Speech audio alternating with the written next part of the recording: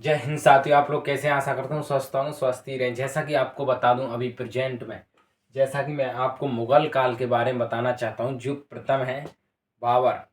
बाबर की डिटेल में बताना चाहता हूँ। बाबर की हिस्ट्री क्या थी, कैसे क्या हुआ भारत में बाबर के बारे में। तो दोस्तों आते चलते वीडियो पर, अगर आप नए हैं तो हमारे चैनल को जरूर सब्सक्राइब करें, जिससे आपका देखिए ये मैंने लिख तो इसलिए कि इसका मेन कारण है आपका समय बचेगा। जैसा कि समय बचेगा तो जल्दी हो जाएगी क्लास, क्योंकि वीडियो ज़्यादा लंबा हो जाएगा।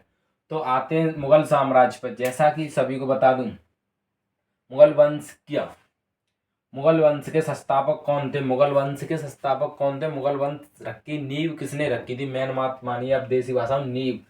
तो मुगल वंश की नींव रखी थी बाबर। बाबर थे जो फरगना के थे। इन बाबर का शासनकाल चलता, तो बाबर का शासनकाल कब से कब तक था भारत में? देखिए इनका शासनकाल रहा था 1526 से लेके 1530 तक। इनका इतना शासनकाल रहा था, तो इन्होंने इतने शासनकाल में बहुत कुछ कर दिया था यहाँ पर भारत में। तो इनका बाबर का जन्म कब हुआ था? बाबर का जन्म 1483 में हुआ था। बाबर का जन्म 1483 में हुआ। कई बार वनडे एग्जाम में पूछ लिया, पर आपके यहाँ स्टूडेंट रटते नहीं। ये बहुत ही क्वेश्चन रियल है। ये आपको, ये आप वनडे एग्जाम में इसको आप 5 सेकंड में लगा सकते हो। क्वेश्चन को दिखते ही आंसर गोला भर दोगे या टिक कर दोगे। सीवीटी में होता है। तो दोस्तों बाबर के कितने पुत्र थे? बाबर के कितने पुत्र थे ये भी कई बार आ चुका है। ये भी कई बार आ चुका है। बाबर के कितने पुत्र थे? बाबर के देखिए, बाबर के 4 पुत्र थे, 4 बेटे थे। 4 बेटे थे बाबर के, 4 बेटे। बाबर बाबर था, उसने बाबर ने भारत पर कितनी बार आक्रमण किया था? कितनी बार आक्रमण किया था? तो भारत पर 5 बार आक्रमण किया था। कुल उसने भारत पर 5 आक्रमण किया था। तो देखिए भारत में आने के लिए किसने निमंत्रण दिया था, ये आप मुझे कमेंट में बताएं। बाबर को भारत में किसने बुलाया था? भारत में किसने बुलाया था? बाबर को भारत में किसने बुलाया था? 2 व्यक्तियों के नाम बताए, क्योंकि 2 व्यक्ति ने उन्हें भारत में न्योता दिया था, निमंत्रण दिया था कि आप हमारे यहाँ पे आइए, इसके खिलाफ युद्ध लड़िए। तो बाबर की देखिए मैं बताता हूँ इन्होंने क्या किया। बाबर ने, 2 व्यक्ति थे, उन्होंने इनको यहाँ पे भारत में निमंत्रण दिया, और इन्होंने युद्ध लड़ा था। यहाँ पे अगर इब्राहिम लोधी को पानीपत के प्रथम युद्ध में इन्होंने ध्वस्त कर दिया था।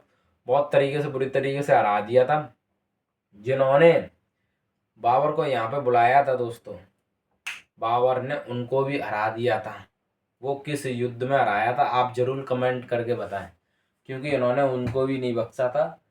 बाबर ने उन दोनों को भी हरा दिया था। तो जरूर किसी भी भारी व्यक्तियों का साथ ज़्यादा ना लिया करो। तो दोस्तों सबसे बता दूं, बाबर की मातृभाषा थी तुर्की, और ये तुर्की इसकी मातृभाषा थी, पर ये भी फारसी भाषा में भी कामकाज करता था अपने शासनकाल में। ये भी इसकी बहुत ही इम्पोर्टेंट भाषा था। पानीपत का प्रथम युद्ध किस किस के बीच में हुआ था? पानीपत का प्रथम युद्ध कई बार आ चुका है। पानीपत का प्रथम युद्ध बाबर और इब्राहिम लोदी के बीच में हुआ था। इब्राहिम लोदी के बीच में हुआ था, क्योंकि ये लोदी मत रखना, क्योंकि इब्राहिम लोदी, सिकंदर लोदी, बेहर लोदी, काफी सिकंदर लोदी, बेहर लोदी, इब्राहिम लोदी, तो ध्यान रखना आपको। इब्राहिम लोदी के बीच में हुआ था। दिल्ली सल्तनत के अंतिम शासन थे, क्योंकि यही थे। इसके बाद में दिल्ली सल्तनत समाप्त हो गई थी। तो इसके बाद में आप आते हैं खानवा का युद्ध। खानवा के युद्ध में कौन जीता था? खानवा के युद्ध में आपको बता दूं बाबर की विजय हुई थी। बाबर, ये इसकी मेन इम्पोर्टेंट है। पानीपत का, खानवा का, घाघरा का और चंदेली का युद्ध। चंदेली का भी काफी फेमस है। तो इसकी एक ट्रिक भी, वो भी बताऊंगा आगे चल के। तो घाघरा का युद्ध कब हुआ था? देखिए ये 6 मई 1529 को हुआ था ये युद्ध। बाबर के 2 प्रसिद्ध निशानेबाज थे। निशानेबाज कौन कौन थे? देखिए उस्ताद अली थे, और दूसरे थे मुस्तफा। दोस्तों अगर वीडियो अच्छी लगे और हमारा ये अभियान अच्छा लगे तो जरूर कमेंट करके आप जरूर बताएं और शेयर करें, क्योंकि हमारे पास देखिए कुछ ज़्यादा तो है नहीं। ये बोर्ड थोड़ी सी व्यवस्था करके मंगाया है आपके लिए।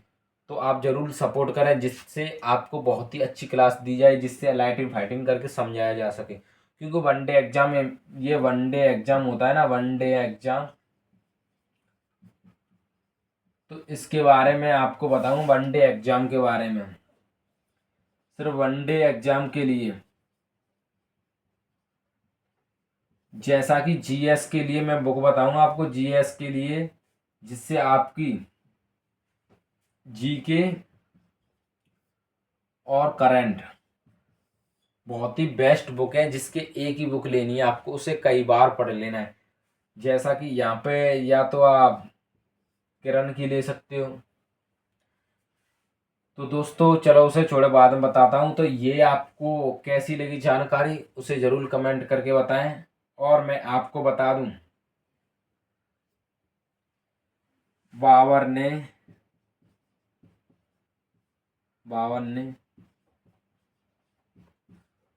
कौन सी पदवी धारण की थी, बाबर ने कौन सी पदवी धारण की थी, जरूर बताएं। और देखिए, बाबर का बाबर का पुत्र था हुमायूं, बाबर के बाद हुमायूं आया था। इसका भी बताएं, इन्होंने किससे युद्ध हार गए थे, ये जरूर कमेंट करके बताएं। तो दोस्तों ये छोटा था मुगल साम्राज्य। अगर जानकारी अच्छी लगी तो ज़रूर हमारे चैनल को सब्सक्राइब करें और शेयर करें, क्योंकि आपकी सपोर्ट से हमारा यहाँ तक इतने सब्सक्राइबर हुए हैं। तो आप ही और इसे बढ़ाते रहें, अपने परिवार को बहुत बड़ा कर दें। तो दोस्तों ये थी, इसके बाद मैं आपको हुमायूं के बारे में बताऊंगा अगली वीडियो नेक्स्ट। तो मिलते हैं अगली वीडियो में। जय हिंद, जय भारत।